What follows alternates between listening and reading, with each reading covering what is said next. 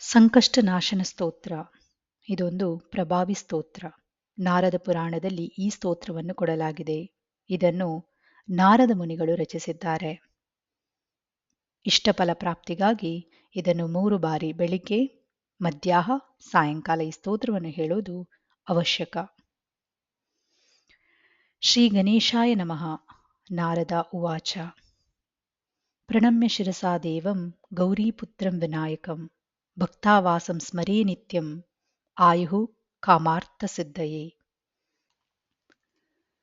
ಪ್ರಥಮಂ ವಕ್ರತುಂಡಂ ಚ ಏಕದಂತಂ ದ್ವಿತೀಯಕಂ ತೃತೀಯಂ ಕೃಷ್ಣಪಿಂಗಾಕ್ಷಂ ಗಜವಕ್ತ್ರಂ ಚತುರ್ಥಕಂ ಲಂಬೋದರಂ ಪಂಚಮಂ ಚ ಷಷ್ಠಂ ವಿಕಟಮೇವ ಚ ಸಪ್ತಮಂ ವಿಘ್ನರಾಜೇಂದ್ರನ್ ಧೂಮ್ರವರ್ಣಂ ತಥಾಷ್ಟಮಂ ನವಮಂ ಬಾಲಚಂದ್ರಂ ಚ ದಶಮಂ ತು ವಿನಾಯಕಂ ಏಕದಶಂ ಗಣಪತಿಂ ದ್ವಾದಶಂ ತು ಗಜಾನನಂ ದ್ವಾದಶೈತಾನಿ ನಾಮಾನಿ ತ್ರಿಸಂಧ್ಯಂ ಯಃ ಪಠೇನ್ನರಃ ನಾಚಾವಿಘ್ನಾ ಭಯಂತಸ್ಯ ಸರ್ವಸಿದ್ಧೀಕರಂ ಪ್ರಭೋ.